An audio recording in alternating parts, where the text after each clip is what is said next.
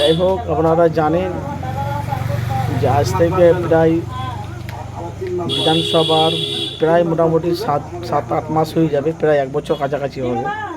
আমরা দেখেছি যে নওশাদ সিদ্দিকীর, আব্বাস সিদ্দিকী দু ভাইয়ের বাপ মাকে যেভাবে গালাগালি করেছিল, যে শওকত মোল্লার পেছনে সবসময় আউজার না কি ওনার নামটা, তার মাকে তার বাপকে গালাগালি করেছিল। তখন কিন্তু দেখেছিলাম আমরা আব্বাস সিদ্দিকীর মা তখন হয়ে গেছিল। তো ভিডিওটা এখন সোশ্যাল মিডিয়ায় কিন্তু ব্যাপক আকারে ভাইরাল চলছে। এখন কিন্তু দেখতে পাচ্ছি ক্ষমা চাইছে। ওটাকে নিয়ে আমি কিন্তু ভিডিও পোস্ট করেছিলাম মানুষের কাছে সত্যটা তুলে ধরার জন্য। তো এখন কেন ক্ষমা চাইছে, কারণটা কি? কারণ হলো একটাই, যেহেতু ক্যানিংয়ে ভাঙড়ে তখন শওকত মোল্লার একটা দাপট ছিল, আর দাপটে ওরা রাতে দেখে এক, দিনে দেখে এক। এখন 2026-এ বিধানসভা ভোটে যখন নওশাদ সিদ্দিকী যখন ভোট গণনা যখন হয়, তখন নওশাদ সিদ্দিকী যখন ভোটে যখন বাড়তে থাকে, তখন দেখেছি আমরা যেখানে যাদবপুরে যেখানে ভোট গণনা হচ্ছিলো সেখান থেকে কিন্তু গাড়ি নিয়ে ছিটকা পালিয়ে গিয়েছে শওকত মোল্লা। এখন ভিডিও কিন্তু এখন অবধি আছে। আর বরাবরই কথা, সেই থেকে কিন্তু আস্তে আস্তে দেখছি আমার আইএসএফের দলে হাজার হাজার মানুষ কিন্তু নওশাদকে ভোট দিয়ে আবার ওনাকে আবার জিতিয়ে ওনাকে এমএলএ বিধায়ক করতে, কিন্তু শওকত মোল্লাকে দেখতে পাওয়া যাচ্ছে না। আর ভাঙড়ে আর ক্যানিংয়ে তৃণমূলের কোনো দাপট আর নাই। শওকত মোল্লা তো দূরের কথা। এখন শওকত মোল্লার পাশে যে ছিল, যে নওশাদের বাপ মাকে গালাগালি দিয়েছিল, সে কিন্তু এখন প্রকাশ্য ক্ষমা চাইছে।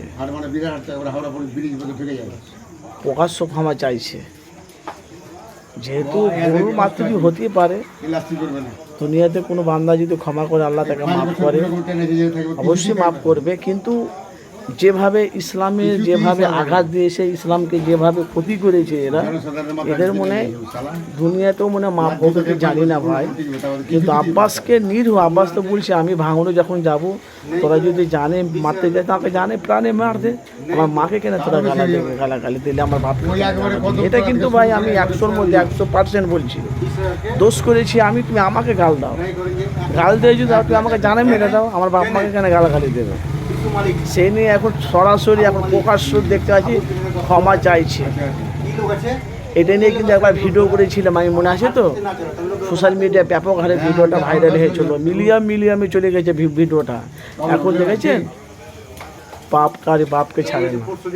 পাপ করেছো, এবার তোমাকে ভোগ করতে হবে। এতদিন তৃণমূল রাজত্ব করেছে, এখন বাংলায় বিজেপি রাজত্ব করছে।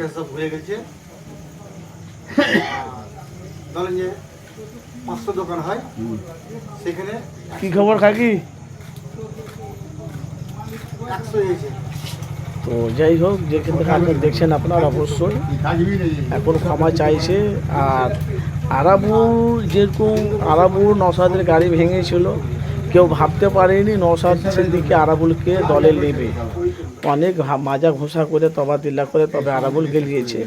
আরও সব তৃণমূলের যারা কর্মী আছে তারা কি আইএসএফে নেবে? হতেও পারে, আবার তবাদিল্লা করে দিতে হয়তো ওদেরকেও নিতে পারে।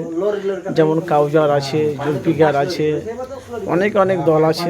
যেমন যে আব্বাসের বাপ মাকে যে গালাগালি দিয়েছিল, যে ক্ষমা চাইছে, সেই যদি আইএসএফে আসতে চায় সে তাদের পার্সোনাল। তো আপনাদের অবশ্যই মতামত জানাবে ভাই, রাজনীতির ময়দানে আপনি কাকে বিশ্বাস করবেন? এখন এই দল, কালকে আবার ওই দল। আপনাদের মতামত জানাবেন। যে প্রকাশ্য কিন্তু ক্ষমা চাইছে, যারা আব্বাসের মা বাপকে গালাগালি দিয়েছিল, প্রকাশ্য ক্ষমা চাইছে। আপনাদের মতামত অবশ্যই জানাবেন। কিন্তু ভাইজান বড় দিলদার, ক্ষমা তো অবশ্যই করবে, কিন্তু দলে নেবে।